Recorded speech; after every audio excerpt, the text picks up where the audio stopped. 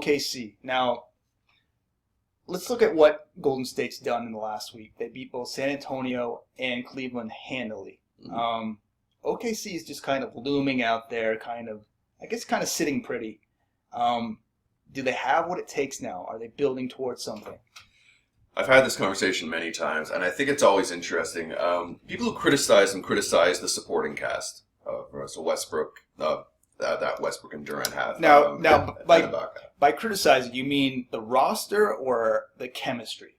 The roster more. Okay. The guys, again, as Cantor, while they are very efficient offensively off the bench, he is a defensive liability. Same with Dion Waiters. Dion Waiters has been put into the starting role, which is kind of interesting because I think they were hoping that Andre Robertson would work out and be that defensive stalwart. They're still talking about guys like Courtney Lee potentially being on the trade block. They need a nice 3-and-D guy to put between Westbrook and Durant, who are playing amazing basketball right now. They are. And Serge Ibaka is playing great basketball They were as well. co-player of the month. Exactly. Which is rare. Look, anytime a team has 2 of the top 5 players in the NBA, you're going to have a really strong chance of winning it all. This is why I'll never count them out. I really like Ibaka. I mean, people keep talking about, I hope this player turns into this athletic 4 who can shoot and block. Like, they've had that guy for years. Like, they have as their 3rd best player, the prototype that the rest of the NBA is looking for and no one can copy. Right. Plus, they have two of the most dynamic players. Look, Billy Donovan was thrust into that. He's still learning, still getting to know them. I think second half is much stronger than the first half, even though they had a strong first half. And outside of a major injury, knock on wood, I think this is a team that you can never count out. I still stand by my gut feeling that them, San Antonio, Golden State, and Cleveland are the 4 teams that are in the running for a championship. Staying with this, Russell Westbrook, he fascinates me. On the court, he attacks the rim like what Sprewell used to do back in the day. He's maybe the most aggressive player in the league, especially for his height, He's this aggressive guy on the court, but away from the court, he's very nonverbal, very, for instance, the other night, he was read a quote about Steph saying he guaranteed a win against OKC, and he just gave a side eye and then said, next question. He's the opposite off the court. Well, he's kind of a fun interview that way, right? Because he's got a bit of energy and sarcasm. Plus, he's one of the best or worst dressed players, depending how you look at it, in the NBA. I mean, he is one of those guys that, if he, I keep saying, if he wasn't on Durant's team, we'd be talking about him as he's an MVP candidate, all the rest.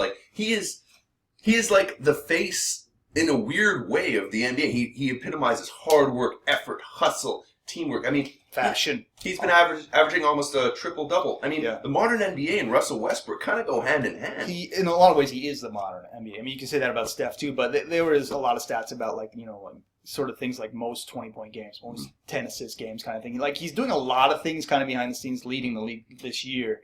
And another thing a few weeks back, when they were talking about Reggie Jackson making his return to OKC, and they said, who's that guy? I mean, it's just he has a weird demeanor to him. And going back to KD, did you see the D he played on Harden at the end of the game last night? Look, he's one of those guys. He definitely can do this. He's 6'10", 6'11". We're talking about effort. If he wants to do it, and he's slowly stepping up. I got to say, KD's defensively, his prowess and his willingness to do it, it's showing more this year. Well, look, he's one of those players. He works hard in his game, and he's expanding his repertoire. He added the ball handling aspect. His rebounding numbers are up. So every great player learns to do more with what they have. And now he's adding that defensive side because he realizes to be a fit. I mean, look, when you look at guys I hate comparing, but guys like Jordan and Pippen, they could score with the best of them, but they're also 2 of the best defenders the league has ever seen, right? Yeah. So to be anywhere close to that and have any kind of a conversation, you need to start, picking up. It's why, in my mind, it's always been easy to pick LeBron James over Kevin Durant. Kevin Durant is the superior scorer, but LeBron James is way better defensively. And it's not like he doesn't score 30 points a game. So to me, it's never really been that close. But if you can have Kevin Durant locked in with his wingspan and his agility, he doesn't have to be the steals. He can just be in your face and causing that problem. I mean, guys, his position at the 3 are traditionally 6'7". Right. He's 6'11" with that wingspan. Yeah.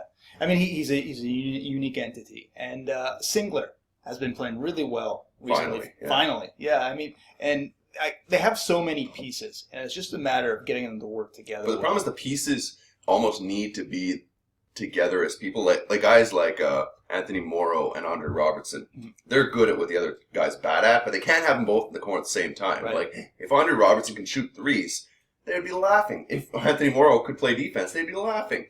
Right? So what's kind of interesting for this team is the one, they've locked down with the Russell Westbrook. I really like that. The 3, Durant like that. Ibaka at the 4, and then the 5. I like Steven Adams. I think he plays well. I do too. And Mitch McGarry, you can play, and a guy like Cantor and Waiters off the bench, you get some points, some size, some rebounds. But really, I know it sounds silly, but I just think they're kind of a 3-and-D Courtney Lee guy away from being that solid team. Like, their 2 can't be, and it's been their Achilles heel forever. They had Cephalosha, while a great defender, wasn't a great shooter. You know, like, imagine that team with an Aflalo type player. Imagine that team with, you know, that kind of guy. He doesn't have to be a star. Fisher was really helpful. Yeah, just someone who can lock down D and shoot threes. If they had that, and I think that's what they're going to be going after. And I think any team that has that available to them can take something from OKC right now. Last question.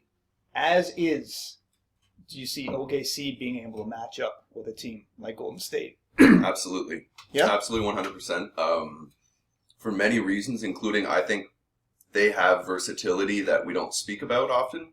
You can easily, against a small ball system, play Ibaka at the 5, play Durant at the 4. He's 6'10", 6'11". Why not? Look, if you're playing him against a big bruiser like Zach Randolph, I agree, you want to keep him at the 3.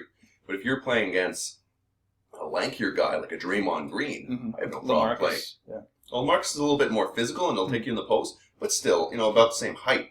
But again, specifically OKC, I like the idea of having Russell Westbrook hounding Steph Curry the whole game. Right. I like the idea of Andre Robertson, 6'7", matched up on Klay Thompson.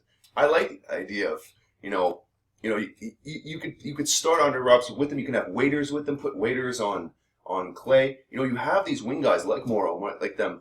I still think you need that 3. If you had him, I think it would be like a really good conversation. But I think what OKC has is decent depth. I mean, I like Cameron Payne. I like DJ Augustine. I like a lot of their bigs. And one thing they have is bravado. They know they've been in the finals, and they do know their window is closing. So when you're painted into a corner, I think that's when good things can happen. And I think they also realize that the fact that they haven't won major things in the last couple of years, it stings. It stings, but it also, like, you can't really say they had the full team and they lost a lot with this team. You know, take a full healthy Westbrook, Durant, Ibaka with more or less healthy the rest. I don't know. You know, like when Westbrook was out, it's tough to fill his shoes. I mean, as much as I like Cameron Payne, another nice rookie, it's not the same. Like, I don't Steph Curry's amazing. I don't think anyone shuts him down. But you can say the same thing about Durant. Having a big physical guy like Westbrook on him, I want to see that. It was the same thing I felt cheated last year when we didn't see Patrick Beverley play against Curry. Right. I was like, okay, well, you have Jeremy Lin and stuff, or Kawhi. But but I mean, how do you not have? Like, I'm not saying it was an easy route because you play who you play, but I think had they had to play against Beverly and Westbrook, I don't know if they get through both of those. Also, the OKC crowd is pretty amazing. So for a small town, they really embrace it, right? It's kind of like this collegiate atmosphere, and they really believe in their guys. And, you know, I think that's why you don't hear a lot of stuff of players wanting to leave.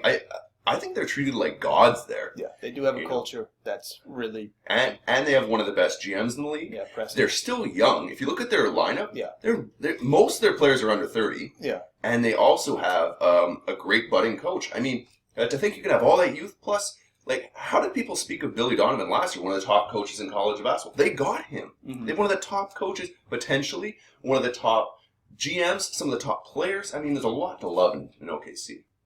So it's going to be interesting. It's going to be a battle. It is going to be a battle. If they face each other. And an actual basketball battle, Blake, talking to you. Yeah.